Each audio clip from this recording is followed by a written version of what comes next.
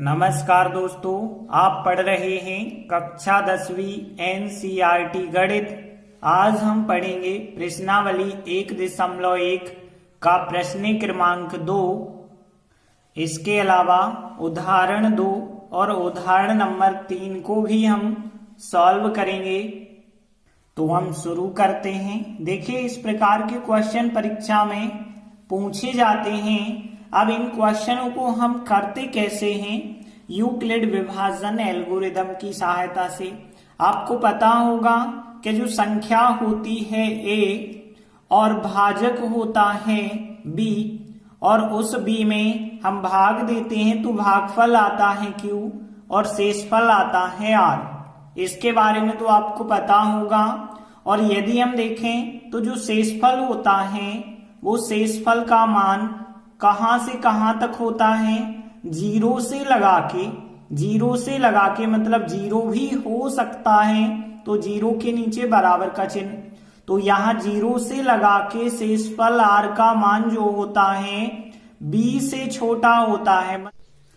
मतलब यदि हम देखें b का मान के चलिए 6 है, तो फिर शेषफल r का मान 0 से लगा के 5 तक होगा, 6 से छोटा होगा। यदि b का मान 4 है तो शेषफल का मान जो है 0 से लगा के 3 तक होगा। अब हम सीधे क्वेश्चन पे आ जाते हैं। दूसरा प्रश्न है, दर्शाइए कि कोई धनात्मक विषम पूर्णांक 6q + 1, 6q + 3, 6q + 5 के रूप का होता है। तो एक चीज ध्यान देना, यहाँ जो कोई धनात्मक विषम पूर्णांक है उसको मान के चलते हैं हम a। और यहाँ पे देखें 6q, 6q, 6q, इसका मतलब है जो भाजक होगा उसको हम 6 मानेंगे। तो देखिए, हम मान के चले हैं कि कोई धनात्मक विषम पूर्णांक जो है वो a है। अब यहाँ 6q चल रहा है, इसलिए भाजक हमने b बराबर 6 माना है। अब देखिए, a और b बराबर 6 में हम क्या लगाएंगे? यूक्लिड विभाजन एल्गोरिदम लगाते हैं। तो देखिए, हमने लिखा अब यूक्लिड विभाजन एल्गोरिदम का प्रयोग करते हैं। तब देखिए, अब यूक्लिड विभाजन एल्गोरिदम हमने आपको बताया था a बराबर bq + r होता है। तो यहाँ पे यदि हम देखें तो a बराबर हो जाएगा, b का मान कितना है? 6 है, तो यहाँ पे bq मतलब यहाँ 6q हो जाएगा प्लस r हो जाएगा। अब देखिए, r का मान हमने बताया था कहां से कहां तक होता है? 0 से लगा के b से छोटा होता है। तो यहाँ पे b मतलब कितना है? 6, तो 0 से लगा के 6 से छोटा होगा। तो देखिए, हमने लिखा चूंकि r का मान 0 से लगा के 6 से छोटा होता है, इसलिए हम कह सकते हैं कि r के जो संभावित मान होंगे वो 0, 1, 2, 3, 4, 5 तक होंगे, क्योंकि 6 से छोटे मतलब 5 तक। तो इसलिए संभावित शेषफल मतलब r का मान 0, 1, 2, 3, 4, 5 कुछ भी हो सकता है। अब देखिए, हम r बराबर पहले 0 रखेंगे, तो यहाँ पे r बराबर 0 रखते हैं। तो r बराबर 0 रखने पर संख्याएं क्या मिलेंगी? तो देखिए, r बराबर 0 यदि हम रखेंगे तो a बराबर 6q + 0 मिलेगा।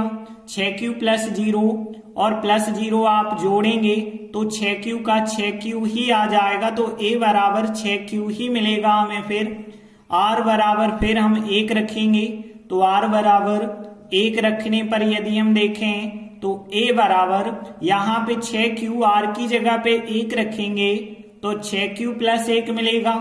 और यहाँ 6q में 1 जोड़ तो सकते ही नहीं है, तो इतना ही हमने लिखा। फिर r बराबर हम 2 रखते हैं, तो r बराबर 2 रखने पर a बराबर जो संख्या होगी वो 6q + 2 मिल जाएगी, क्योंकि r की जगह 2 रख देंगे। फिर वैसे ही r की जगह 3 रख देंगे, 4 रख देंगे और 5 रख देंगे। तो देखिए, r बराबर 3 रखने पर +3 आएगा, 4 रखने पर +4 आएगा, 5 रखने पे +5 आ जाएगा। अब देखिए, यहाँ पे हमारी संख्याएं 1, 2, 3, 4, 5, 6 संख्याएं आ गई।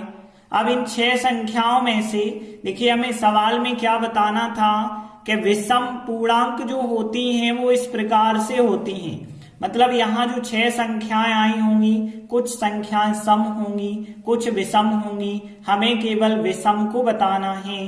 तो यदि हम देखें 6q और 6q प्लस 2, 6q प्लस 4, तो ये सम संख्याएं होंगी। यहाँ पे ये सम संख्या हो जाएगी कि नहीं हो जाएगी? क्यों हो जाएगी? क्योंकि आप देखिए 6 का गुणा किसी भी संख्या से करेंगे तो सम, और सम संख्या और जोड़ेंगे तो सम ही आएगा।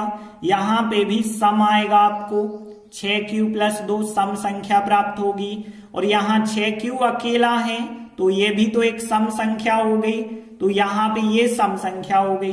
बाकी की 6q प्लस 1 ये क्या हो जाएगी? एक विषम संख्या हो जाएगी। क्योंकि यहाँ पे विषम क्यों हो गई?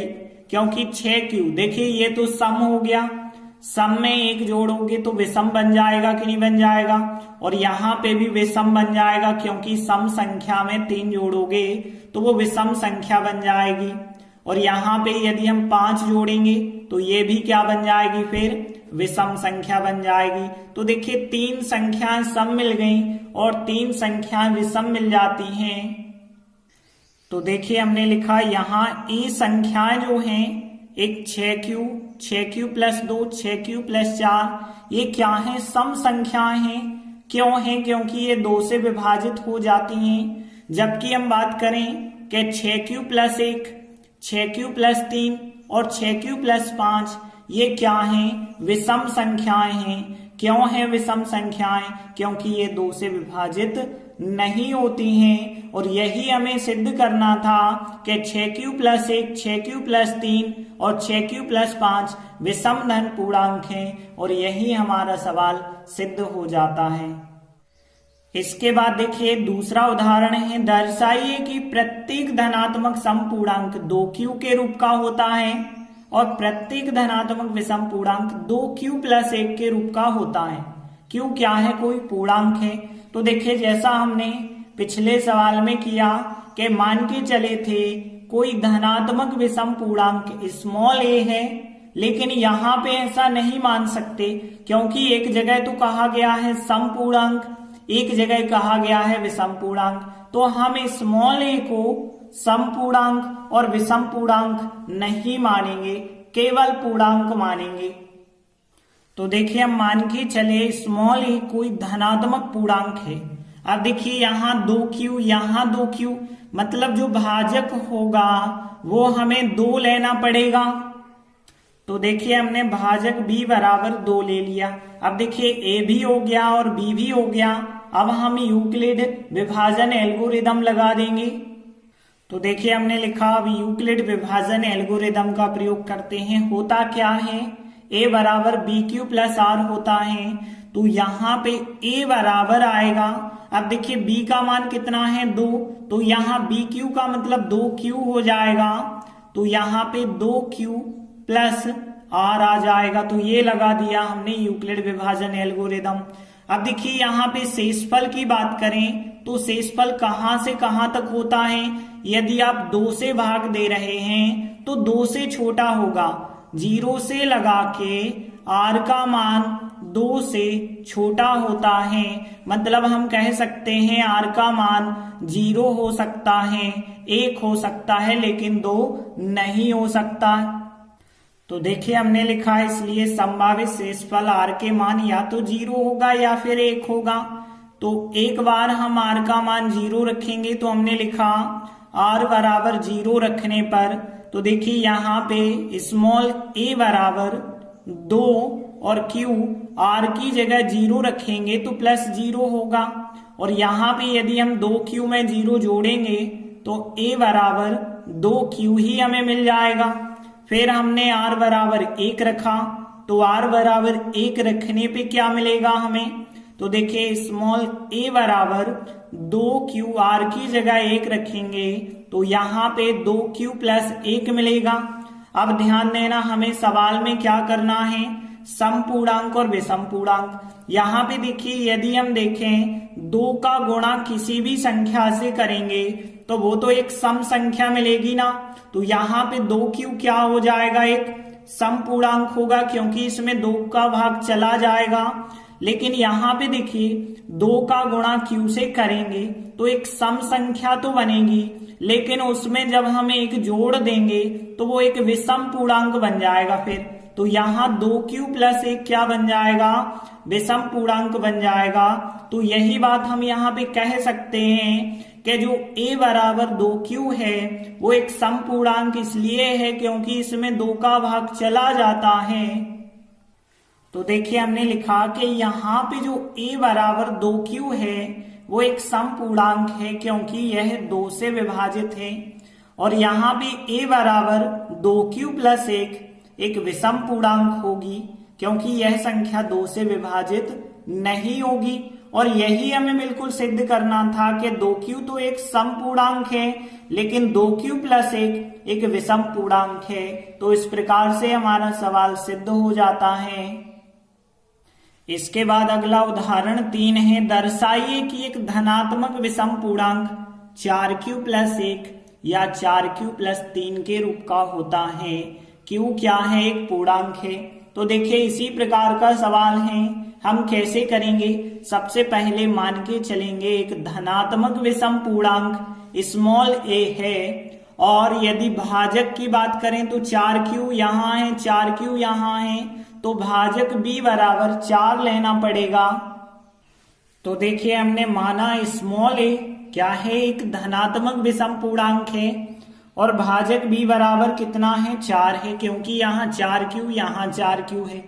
अब देखिए अब हम क्या लगाएंगे, यूक्लिड विभाजन एल्गोरिदम का प्रयोग करेंगे।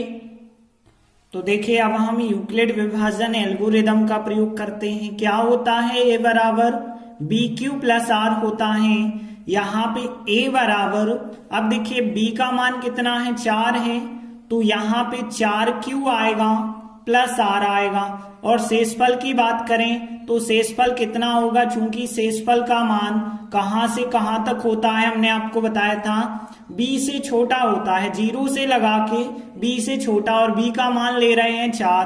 तो यहाँ पे हम कह सकते हैं कि r का मान 4 से छोटा होगा। 4 से छोटा होगा मतलब जो संभावित शेषफल है वो 4 से छोटा होगा, मतलब 0, 1, 2, 3 हो सकता है। तो देखिए संभावित शेषफल r बराबर 0, 1, 2, 3 हो सकते हैं। अब हम r बराबर 0 रखना स्टार्ट करेंगे, तो r बराबर 0 रखने पर क्या मिलेगा हमें, देखिए स्मॉल a बराबर 4q, r की जगह पे रखेंगे 0, तो 4q + 0, जब हम 0 जोड़ेंगे तो a बराबर 4q ही हमें प्राप्त हो जाएगा। फिर हम r बराबर 1 रखेंगे, तो हमने लिखा r बराबर 1 रखने पर तो स्मॉल a बराबर, अब देखिए 1 रखेंगे r का मान, तो 4q + 1 आ जाएगा, तो यहाँ 4q + 1 आ जाएगा। फिर हम r बराबर 2 रखेंगे, तो r बराबर 2 रखने पर देखें तो स्मॉल a बराबर 4q + 2 आ जाएगा। इसी प्रकार से हम r बराबर 3 रखते हैं, तो r बराबर 3 रखने पर स्मॉल a बराबर 4q + 3 प्राप्त हो जाएगा। अब ध्यान देना, हमें सवाल में सिद्ध करना है विषम पूर्णांक। तो विषम कौन सी संख्याएं होंगी और सम कौन सी संख्याएं होंगी, ध्यान देना। तो देखिए 4 का गुणा किसी भी संख्या से आप करोगे तो सम संख्या आएगी। तो यहाँ पे 4q जो होगा क्या हो जाएगा, एक सम पूर्णांक हो जाएगा। तो 4q एक सम पूर्णांक होगा। और यदि हम देखें 4q, 4 का गुणा किसी से भी करेंगे सम, और 2 और उसमें जोड़ देंगे तो ये भी तो सम पूर्णांक बना। तो ये 2 संख्याएं तो बन जाएंगी सम पूर्णांक, लेकिन 4 का गुणा q से करेंगे सम, और सम में जब एक जोड़ देंगे तो वो विषम बन जाएगा। तो यहाँ पे ये तो बन गया, फिर एक विषम पूर्णांक बन गया। तो यहाँ पे विषम पूर्णांक, और 4q तो है सम, लेकिन 3 जोड़ेंगे तो वो विषम बन जाएगा। तो ये भी बन गया विषम पूर्णांक। तो देखिए हमें पता चल गया कि 2 संख्याएं जो हैं 4q और 4q + 2 सम पूर्णांक हैं। क्यों हैं? क्योंकि इन दोनों में 2 का भाग चला जाता है। तो देखिए हमने लिखा यहाँ पे ए संख्याएं, मतलब ए बराबर 4q और ए बराबर 4q प्लस 2 क्या होंगे, समपूर्णांक। क्यों होंगे, क्योंकि ये 2 से विभाजित हैं। लेकिन देखें संख्याएं ए बराबर 4q प्लस 1 और ए बराबर 4q प्लस 3 ये विषम पूर्णांक होंगे, क्योंकि ये संख्याएं 2 से विभाजित नहीं होंगी। और यही हमें सिद्ध करना था कि 4q प्लस 1 और 4q प्लस 3 विषम धन पूर्णांक हैं। तो यही पे हमारा सवाल सिद्ध हो जाता है। तो इस प्रकार से आज हमने 3 महत्वपूर्ण क्वेश्चन किए। हम आशा करते हैं कि आपको तीनों क्वेश्चन अच्छे से समझ आ चुके होंगे। फिर भी कोई समस्या है तो आप हमें कमेंट में जरूर बताएं। धन्यवाद।